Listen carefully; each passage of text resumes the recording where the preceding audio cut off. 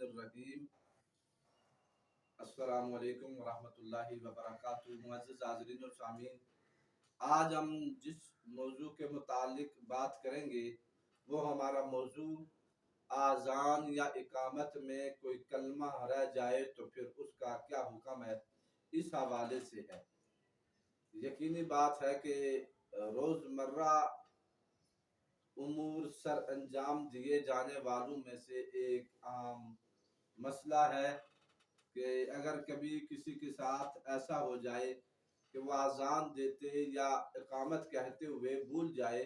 کوئی کلمہ رہ جائے، تو اب اسے کیا کرنا چاہیے؟ آیا وہ دوبارہ سے اذان دے گا یا وہ کلمات دہرائے گا یا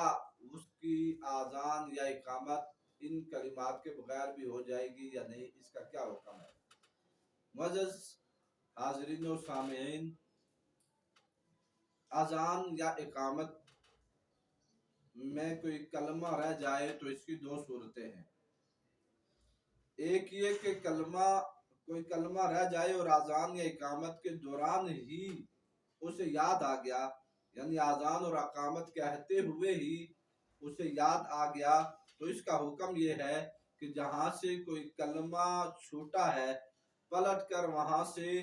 دوبارہ ترتیب کے مطابق سارے کلمات ادا کر کے اذان یا اقامت کو مکمل کرے۔ علامہ علاء الدین بن مسعود کاسانی حنفی رحمہ اللہ لکھتے ہیں کہ ان مسائل اذان و اقامت میں سے ایک یہ ہے کہ کلمات اذان و اقامت کو ترتیب کے مطابق پڑھے، یہاں تک کہ اگر کسی کلمے کو دوسرے کلمے پر مقدم کر کے پڑھ لیا تو پھر ترتیب کے مطابق کلمات کو ملا کر پڑھے، اور جو کلمہ بھول جائے اور پھر بھول کر پہلے پڑھ چکا تھا اسے دوبارہ ترتیب کے مطابق اپنے مقام پر پڑھے۔ اذان یا اقامت کا کلمہ رہ جانے کی دوسری صورت یہ ہے کہ درمیان میں سے کوئی کلمہ بھولے سے رہ گیا اور دوران اذان و اقامت یاد نہ آیا، بلکہ اذان و اقامت کے اختتام کے بعد خود یاد آیا یا کسی کے یاد دلانے سے، تو اب اذان یا اقامت کا اعادہ ضروری نہیں ہے، لیکن اعادہ کر لینا افضل ہے، کیونکہ اذان و اقامت کا مقصد نماز کا اعلان کرنا ہے اور وہ مقصد حاصل ہو گیا ہے، اور اعادے کے بغیر بھی نماز کی صحت یا جواز پر کوئی اثر نہیں پڑے گا۔ علامہ شیخ نظام الدین لکھتے ہیں اگر مؤذن اپنی اذان یا اقامت میں کسی کلمے کے خلاف ترتیب دوسرے کلمے پر اس کو مقدم کر دے، جیسے اشہد ان محمد رسول اللہ،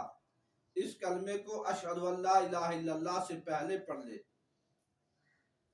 تو بہتر صورت تو یہ ہے کہ جو کلمہ خلاف ترتیب پہلے پڑھ لیا گیا ہے اس کا اعتبار نہ کرے اور دوبارہ ترتیب کے مطابق وہاں سے پڑھے جہاں سے کوئی کلمہ رہ گیا ہے، اور اگر بھولے سے چھوٹے ہوئے کلمے کا اعادہ کر کے ترتیب کے مطابق اذان کی تکمیل نہ کی بلکہ ویسے ہی مکمل کر لی تو جائز ہوگی، اس سے اذان و اقامت ہو جائے گی۔ یہ فتاوی عالمگیری میں یہ مسئلہ بھی موجود ہے۔ اور علامہ کمال الدین ابن حمام حنفی لکھتے ہیں اذان کے دو کلمات کے درمیان فصل یعنی سکتہ نہ کرے بلکہ روانی سے پڑھے تاکہ وہ ایک مسلسل کلام معلوم ہو، اور اقامت کہتے وقت اپنی آواز کو اذان کی بنسبت ذرا سا پست رکھے، آہستہ رکھے، اور کلمات اذان و اقامت جیسے کہ شریعت میں وارد ہوئے ہیں اسی ترتیب کے مطابق پڑھے۔ اگر بعض کلمات میں ترتیب شرعی کے خلاف تقدیم و تاخیر ہو گئی تو رعایت ترتیب کے لیے اعادہ سنت ہے۔ یہ فتح القدیر میں یہ مسئلہ بھی موجود ہے۔ وہ معلوم یہ ہوا کہ اگر کسی کا کلمہ اذان سے یا اقامت سے رہ جائے تو بہتر یہ ہے کہ وہ اسے لوٹا لے اور پھر اس کلمے کو ادا کرنے کے بعد اس کے بعد والے کلمات کو بالترتیب وہ ادا کرے اس کی اذان و اقامت مکمل ہو جائے گی۔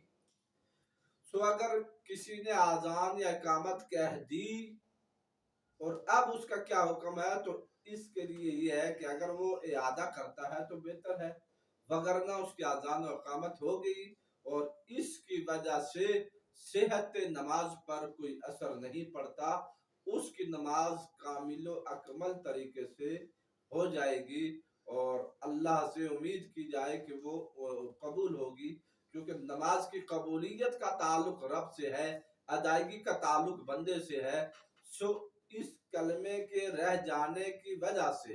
نماز کی تکمیل میں کوئی فرق نہیں پڑتا،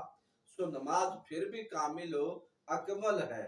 اس لیے اگر کسی کا کلمہ اذان میں یا اقامت میں رہ جائے تو اس سے نماز پر کوئی اثر نہیں پڑتا۔ اس حوالے سے میں نے پہلے بھی ایک بیان میں یہ ذکر کیا تھا کہ وہ چیزیں جو خارج الصلاۃ عمل میں لائی جائیں یا نماز کے مخالف کوئی ایسی چیز جو نماز سے باہر کی جائے تو باہر والے کسی عمل کی وجہ سے نماز پر کوئی فرق نہیں پڑتا، نماز پھر بھی کامل و اکمل طریقے سے ادا ہو جائے گی اور اس سے کوئی فرق نہیں پڑے گا۔ اس لیے اگر کسی کے ساتھ ایسا مسئلہ پیش آ جائے تو وہ اس پر عمل کرے، اس کی نماز کامل ہے۔ جیسے ہم نے علماء کے کتب معتبرہ کے حوالے بھی آپ کے سامنے ذکر کر دیے۔ اللہ رب العزت کی پاک بارگاہ میں دعا ہے اللہ ہماری نماز، روزے، اذان، زکات سب کو قبول فرمائے اور ہمیں مسائل کو سیکھنے کی توفیق عنایت فرمائے۔